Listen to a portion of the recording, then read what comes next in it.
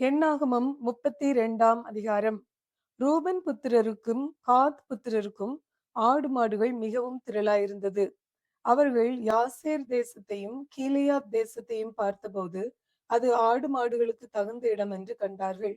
ஆகையால் ரூபன் புத்திரரும் காத் புத்திரரும் வந்து மோசேயையும் ஆசாரியனாகிய எலெயாசாரையும் சபையின் பிரபுக்களையும் நோக்கி, கர்த்தர் இஸ்ரவேல் சபைக்கு முன்பாக முறியடித்த அதரோத், தீபோன், யாசேர், நிம்ரா, எஸ்போன், எலெயாலே, சேபாம், நேபோ, பேயோன் என்னும் பட்டணங்களை சேர்ந்த நாடானது ஆடு மாடுகளுக்கு தகுந்த இடம்.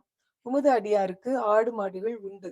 உம்முடைய கண்களில் எங்களுக்கு தயை கிடைத்ததானால் எங்களை யோர்தான் நதிக்கு அப்புறம் கடந்து போக பண்ணீராக.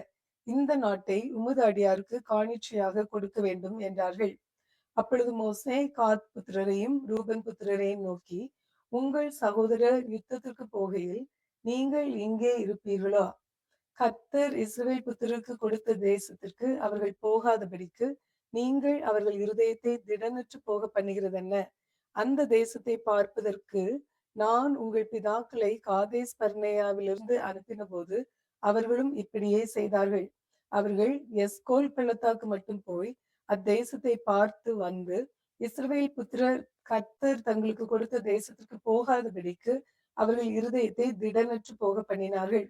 அதனால் கர்த்தர் அந்நாளிலே கோபம் உண்டவராகி, உத்தமமாய் என்னை பின்பற்றின கேனேசியனான எப்புன்னேயின் குமாரன் காலேபையும் நூனின் குமாரன் யோசுவாவும் தவிர எகிப்திலிருந்து வந்தவர்களில் 20 வயது முதல் அதற்கு மேற்பட்ட மனிதர்களில் ஒருவரும் என்னை உத்தமமாய் பின்பற்றாதபடியால் அவர்கள் நான் ஆபிரகாமுக்கும் ஈசாக்குக்கும் யாக்கோபுக்கும் ஆணையிட்டு கொடுத்த தேசத்தை காண்பதில்லை என்று ஆணையிட்டிருக்கிறார்.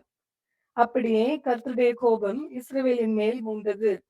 கர்த்தருடைய சமூகத்தில் பொல்லாப்பு செய்த அந்த சந்ததி எல்லாம் நிர்மூலமாகும் மட்டும் அவர்களை வனாந்திரத்திலே 40 வருஷம் அலைய பண்ணினார்.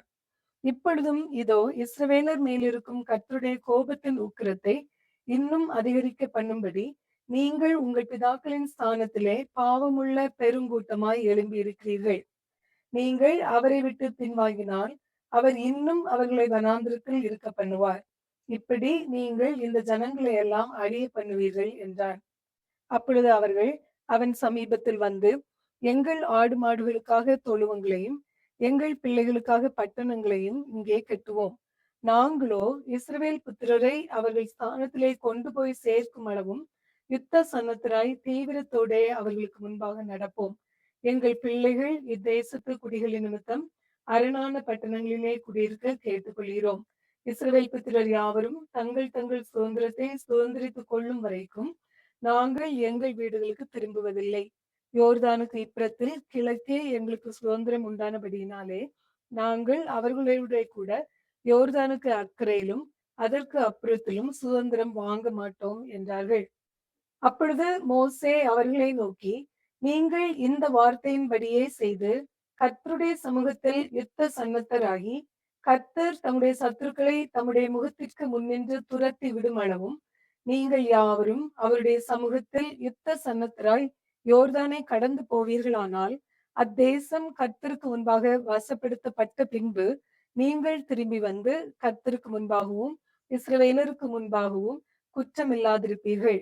அதற்கு பின்பு இந்த தேசம் கர்த்தருக்கு முன்பாக உங்களுக்கு சுதந்திரமாகும். நீங்கள் இப்படி செய்யாமற் போனால் கர்த்தருக்கு விரோதமாக பாவம் செய்தவர்களாயிருப்பீர்கள். உங்கள் பாவம் உங்களை தொடர்ந்து பிடிக்கும் என்று நிச்சயமாய் அறியுங்கள். உங்கள் பிள்ளைகளுக்காக பட்டணங்களையும் உங்கள் ஆடு மாடுகளுக்காக தொழுவங்களையும் கட்டி உங்கள் வாய்மொழியின்படியே செய்யுங்கள் என்றான். அப்பொழுது காத் புத்திரரும் ரூபன் புத்திரரும் மோசேயை நோக்கி, எங்கள் ஆண்டவன் கட்டளையிட்டபடியே உமது ஊழியக்காரராகிய நாங்கள் செய்வோம். எங்கள் பிள்ளைகளும் எங்கள் மனைவிகளும் எங்கள் ஆடு மாடு முதலான எங்களுடைய எல்லா மிருக ஜீவன்களோடும் இங்கே கீலேயாத்தின் பட்டணங்களில் இருப்பார்கள்.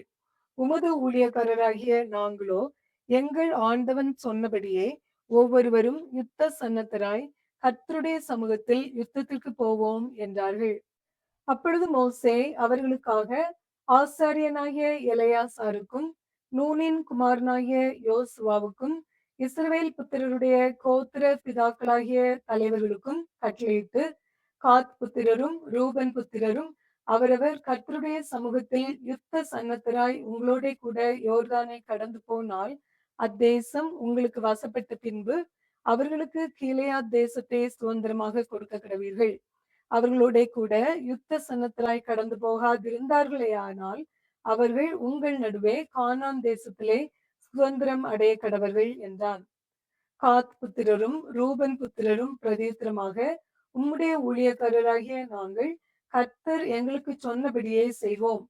யோர்தானுக்கு இக்கரையிலே எங்கள் சுதந்திரத்தின் காணியாட்சி எங்களுக்கு உரியதாகும்படி நாங்கள் கர்த்தருடைய சமூகத்தில் யுத்த சன்னத்தராய் கானான் தேசத்துக்கு போவோம் என்றார்கள். அப்பொழுது மோசே காத் புத்திரருக்கும் ரூபன் புத்திரருக்கும் யோசேப்பின் குமாரனாகிய மனாசேயின் பாதி கோத்திரத்தாருக்கும் ஏமோரியருடைய ராஜாவாகிய சீகோனின் ராஜ்யத்தையும் பாசானுடைய ராஜாவாகிய ஓகின் ராஜ்யத்தையும் அவைகளை சேர்ந்த தேசங்களையும் அவைகளின் எல்லையை சுற்றிலுமுள்ள பட்டணங்களையும் கொடுத்தான். பின்பு காத் சந்ததியார் தீபோன், அதரோத், ஆரோவேர், ஆத்ரோத், சோபான், பாசேர், யொகிபேயா, பெத்னிம்ரா, பெத்தாரான் என்னும் அரணான பட்டணங்களையும் ஆட்டு தொழுவங்களையும் கட்டினார்கள். ரூபன் சந்ததியார் எஸ்போன், எலையாலே, கீரியாத்தாயின், பேர்கள் மாற்றப்பட்ட நேபோ, பாகால் மேயோன், சீப்மா என்பவைகளை கட்டி தாங்கள் கட்டின பட்டணங்களுக்கு வேறே பெயர்களை கொடுத்தார்கள். மனாசேயின் குமாரனாகிய மாகீரின் புத்திரர் கீலேயாத்திற்கு போய் அதை கட்டிக்கொண்டு அதிலிருந்த எமோரியரை துரத்தி விட்டார்கள். அப்பொழுது மோசே கீலேயாத்தை மனாசேயின் குமாரனாகிய மாகீருக்கு கொடுத்தான். அவர்கள் அதிலே குடியேறினார்கள். மனாசேயின் குமாரனாகிய யாவீர் போய் அவர்களுடைய கிராமங்களை கட்டிக்கொண்டு அவைகளுக்கு யாவீர் என்று பெயரிட்டான். நோபாக் போய் கேனாத்தையும் அதன் கிராமங்களையும் கட்டிக்கொண்டு அதற்கு தன் நாமத்தின்படியே நோபாத் என்று பெயரிட்டான். எண்ணாகமம் 32 அதிகாரம் நிறைவு பெறுகிறது.